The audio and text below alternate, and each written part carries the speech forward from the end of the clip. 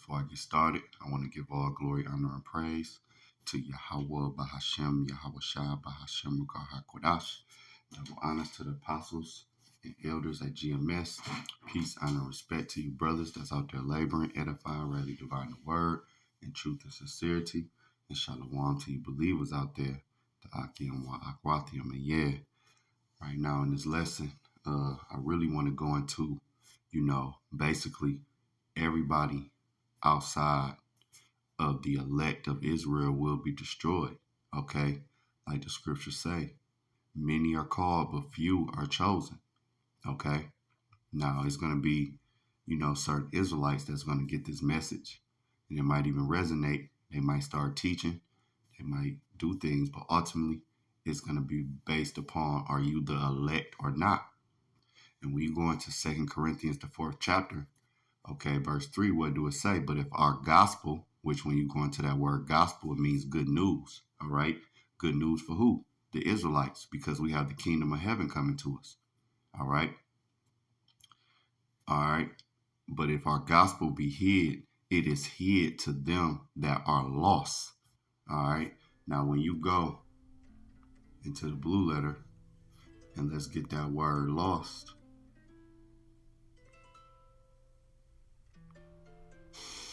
Strong's G 622. Apollomy. Apollomy. All right. In the Greek, it's apollomy. It says to destroy, okay? To put out of the way entirely, abolish, okay? Put an end to, ruin, render useless, see? To kill, to declare that one must be put to death. Metaphor, to devote or give over to eternal misery in hell.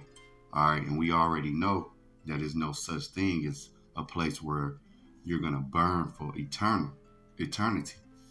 All right, letter F, it says, in letter F it says to perish, to be lost, ruined, destroyed, to destroy, to lose. So in the 2 Corinthians 4 and 3, it says, but if our gospel be hid, it is hid to them that are lost. Right. Those that will be destroyed. Because ultimately, even if you pass by a camp or you hear a video on YouTube and this word, okay, it don't pique your interest and you don't come into the fold, well, you have been basically destined to the sword. All right. So that's what it means when you're going to loss. Even because when you think about it, it's like,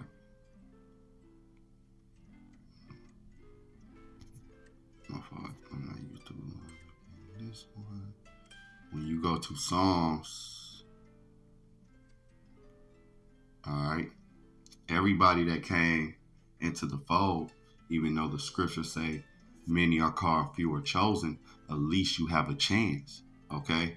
At least you have a chance to hope. At least you had a chance to at salvation, okay? Because if you never was even called, then you never had a chance. You were lost, meaning destined to be destroyed. When you go to Psalm 65 in verse 4, it says, blessed is the man whom thou choosest and causeth to approach unto thee. Okay, that he may dwell in thy courts, when we shall be satisfied with the goodness of thy house, even of thy holy temple. So blessed is the man whom thou choosest and causes to approach, because we know the Lord have to ultimately call you. You will hear somebody that go to church, they say, well, I decided to give my life to the Lord. No, you ultimately didn't make that decision, okay? Because when people give their life over, per se, to the Lord, when they feel like, okay, I'm going to change my life, my ways, well, ultimately, that was the Lord choosing you, all right? Not whether you stay in or not. Hey, that's all on the Lord, okay? But again, if you come into this this marvelous light and you understand the scriptures in this purest form, well, you have a ticket in the race. You have a chance. All right. Now, when you go to Matthew, all right, 13. And I'm going to start at verse 10. What did it say? It says, and the disciples came and said unto him, why speakest thou unto them in parables? He answered and said unto them, because it is given unto you to know the mysteries of the kingdom of heaven, but to them it is not given. Why is that? Because ultimately, if our gospel be hid, it's hid to them that are lost. And when we went into the word lost, what did it say? To be destroyed, to kill, to be put out the way. See, they're labeled to the sword. It's given unto you to know the mysteries. All right. You have a chance. You have been predestined to get this word. And that's a blessing, man. All right. That's why I went to Psalm 65 where it say, blessed, okay, is the man whom thou choosest. All right. Because we are very blessed that the Lord caused us to approach. Because ultimately, again, it's about the elect of Israel. All right. And to back that up, when you go to Zechariah, all right, 13, I'm going to start at verse 8. What do it say? And it shall come to pass that in the land, saith the Lord, 2 parts therein shall be cut off and die. See, the 2/3 of our people, they're going to be cut off and die. They're going to be cut off and labeled to that sword to die. But the third shall be left therein, the 1/3. Verse 9, and I will bring the third part through the fire, and I will refine them as silver is refined. Okay, we're going to be tried. Everybody's going to be tried, but the elect will come out as silver. Gold, they won't be stubble. The stubble is the 2/3. And will try them as gold is tried. See, they shall call on my name, and I will hear them. I will say, it is my people, and they shall say, the Lord is my power. Right. And the only way, all right, the only way you can be of the silver, of the gold, or per se the 1/3 is what? You have to have the gospel at some point. Okay, because without the word, you can't be cleaned up. You can't get ready for the husbandman. You can't be presented as a bride without the word. Okay, that's why, again, 2 Corinthians 4:3. But if our gospel be hid, it is hid to them that are lost. Again, what was that in Matthew 13? It said what? It is given unto you to know the mysteries of the kingdom. Right. So if it's given unto you, you have a chance at being that 1/3. Okay, you have a chance at being that silver, that gold. But if the gospel be hid and you're one of the ones that's lost, okay, then what? You are destined to be killed. Okay, simple as that. Now, when you go to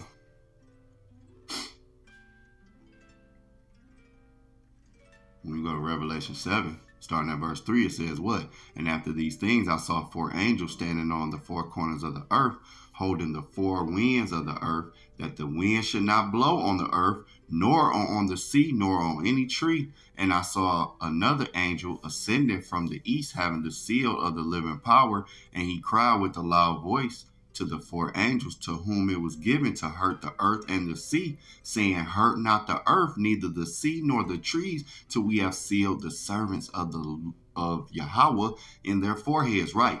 The earth is not going to be destroyed until the elect, all of the elect, be sealed. See, that's the mercy of the Lord. Until all of the elect get this gospel, okay, get the mysteries of the kingdom. All right, guess what? The earth is not going to be destroyed. Okay? This kingdom will not be taken down in its entirety until all of the elect is sealed. And of course, the other prophecies. But the elect being sealed is a prophecy, basically. Okay? See? Now, when you, let me see if I want to jump.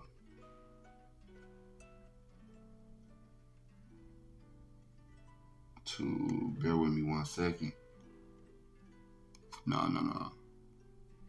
That's it. When you go to I'm gonna get it. When you go to Matthew 22, all right, verse 1, All right, it says, and Yahushua answered and spake unto them again by parables, and said, the kingdom of heaven is like unto a certain king, which made a marriage for his son, and sent forth his servants to call them that were bidden to the wedding, and they would not come. Again he sent forth other servants, saying, tell them which are bidden, behold, I have prepared my dinner, my oxen and my fatlings are killed, and all things are ready. Come unto the marriage. But they made light of it, and went their ways, one to his farm, another to his merchandise. And the remnant took his servants and entreated them spitefully and slew them. See? But when the king heard thereof, he was wroth, and he sent forth his armies and destroyed those murderers and burned up their city. Then said he to his servants, the wedding is ready, but they which were bidden were not worthy. And you don't want to be one of those people. Okay? Again, many are called, few are chosen. All right? Go, verse 9, go ye therefore into the highways, and as many as ye shall find, be it to the marriage. And this is why you see brothers on the highways and byways. Verse 10, so those servants went out into the highways and gathered together all as many as they found, both bad and good, because this word is like a net, and it catch the good in the bad. But of course, the bad gonna get tossed out, and the good is gonna be kept. All right. Many are called, few are chosen. And the wedding, Salakia, and the wedding was furnished with guests. And when the king came in to see the guests, he saw there a man which had not on his wedding garment, and he said unto him, friend, how camest thou in hither not having a wedding garment? All right. Having a wedding garment. And he was speechless. And that wedding garment is what? This truth. All right. The gospel in its purest form. See? All right. That's what the wedding garment is representing. But if our gospel be hid, it is hid unto them that are lost. Verse 13. And the king said to the servant, bind him hand and foot, and take him away and cast him into outer darkness. There shall be weeping and gnashing of teeth. See? And that go when we went into the word lost in 2 Corinthians 4:3. What did it say? To be killed. All right. It said to be, let me get it. Bear with me. When we went into lost, what did it say? It said to perish, be lost, ruined, destroyed. All right. To devote or give over to eternal misery in hell. And again, we know it's not no place where you're going to burn forever, but that's just going into those nuclear missiles. All right. To declare that one must be put to death. See? And what did the king say in verse 13? Which is basically our Lord Yahushua.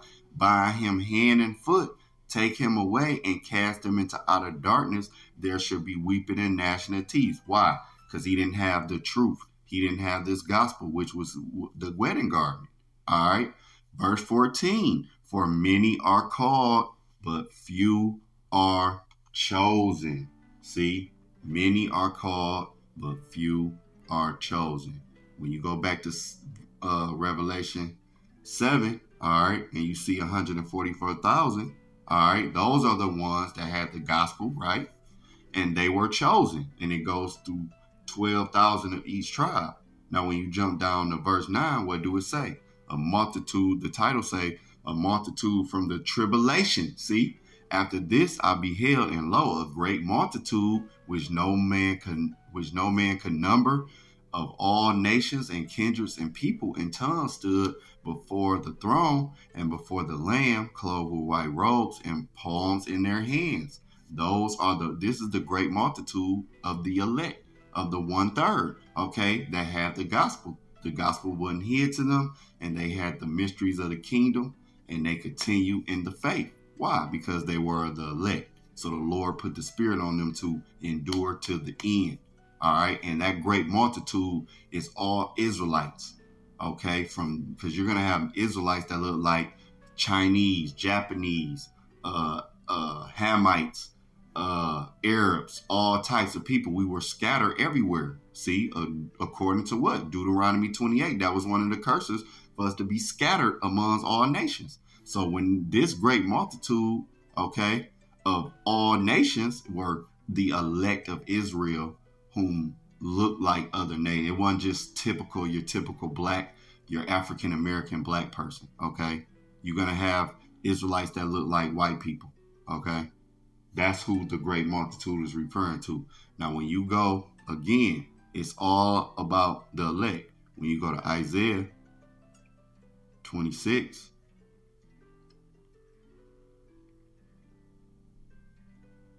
in verse 20, it says,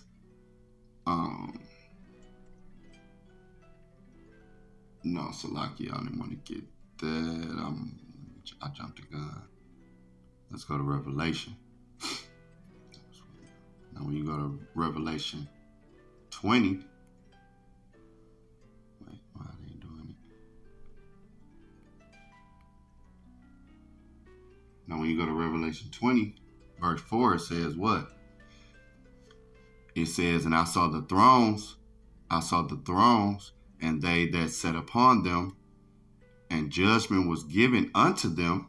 Okay, and I saw the souls of them that were beheaded for the witness of Yahushua. Now wait, let me see something real quick.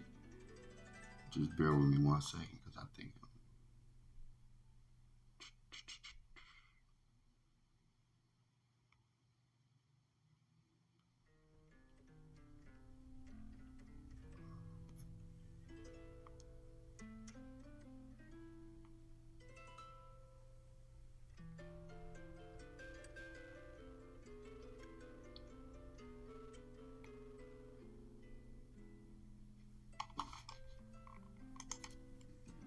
Bear with me one real quick.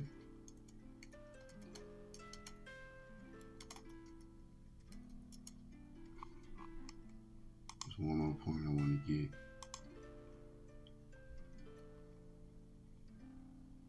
Okay. Now it's Revelation 15. That's the point I want to get. Revelation 15, verse 1, it says what? And I saw another sign in heaven, great and marvelous. 7 angels having the 7 last plagues, for in them is filled up the wrath of the Most High. Verse 2, and I saw as it were a sea of glass mingled with fire, and them that hadn't gotten the victory over the beast and over his image and over his mark, okay, and over the number of his name, standing on the sea of glass, having the harps of the Most High. And see, this is going into the elect in the chariots, okay, looking down, okay, at the nuclear destruction. Why? Because those are the ones who the mysteries was given the mysteries. They had the gospel. Those were the elect. Okay. Now when you go to Isaiah 26 and 20, it says what? Come, my people, enter thou into thy chambers, and shut thy doors about thee. Hide thyself as it were for a little moment, until the indignation be overpassed. See, this is the elect being beamed up in the chariots, the so-called UAPs, so-called UFOs. What did it say? Come, my people, enter thou into thy chamber, shut the doors about thee. See, hide thyself, okay, as if it were a little moment, until the indignation be overpassed. For behold, the Lord cometh out of his place to punish the inhabitants, the 2/3 in these other nations of the earth, for their iniquity. The earth also shall disclose her blood, and shall no more cover her slain. See, so the Lord is going to beam the elect up, and then it's going to be over. That's why when we went to Revelation 7, what did it say? It said, don't hurt the earth, the sea, the trees, what? Until the elect be sealed. Okay? Because the elect has to hear this word, and they have to click, and they have to be sealed. Okay? With this word, okay? Get this gospel before, any type of destruction. All right? Now, going back, I want to go back to Revelation 15. Yep, no, we good there. That's the point. But again, that sea of glass, okay, that's basically like the firmament. All right. mingle with the fire, because it's gonna be the nuclear destruction. Okay, you're gonna have the chariots. It's gonna when the elect is looking down, it's just gonna look like a sea of glass mingled with fire. All right, that's how it's gonna look. Now I'm gonna close out with Revelation 20. Starting at verse 4, it says, "And I saw the thrones, and they that sat upon them, and judgment was given unto them. And I saw the souls of them that were beheaded for the witness of Yahushua." These are the elect. The ones that are beheaded for the witness of Yahushua are the elect. Okay, why were they beheaded? Because the gospel wasn't hid to them. The good news wasn't hid. That's why they took their death. All right. If they didn't hear the gospel, then they wouldn't understand to even have the spirit to do it. Ultimately, the Lord gonna put the spirit on every man or woman that gotta be beheaded. But see, they have to have this gospel first. Those are the elect, beheaded for the witness of Yahushua and for the word, and for the word of the Most High, the gospel, okay, and which had not worshipped the beast, neither his image, neither received his mark upon their foreheads or in their hands, and they live and reign with Mashiach 1,000 years. That's the elect, all right? And that's basically talking about, that's going into the 144,000, because we know the 144,000 is going to have a basically a rulership position, all right? They're going to be in rulership in the kingdom, man. They're going to be a government. Verse 5, "But the rest of the dead live not again until the 1,000 years were finished." That is the first resurrection. Verse 6, "Blessed and holy is he that have part in the first resurrection. On such the second death had no power." Right? Because that's why I went to Revelation 15. The elect is going to be beamed up in the chariot. So they're not going to go a part of that second death, which is the fire. Okay? The second death is going to have no power over the elect, because they're going to be beamed up, man. Continuing on, "But they shall be priests of the Most High and of a Mashiach, and shall reign with him 1,000 years." Right, rulership, man, because they are the elect. They've been privy to the mysteries of the kingdom. The gospel was not hid to them, so they wasn't lost, which again, when we went into lost, they wasn't rendered useless, okay? They wasn't labeled to be destroyed, all right, or to be declared that they be put to death, all right, as an infidel, all right? So Lord willing, this was edifying. To the next lesson. Shalom.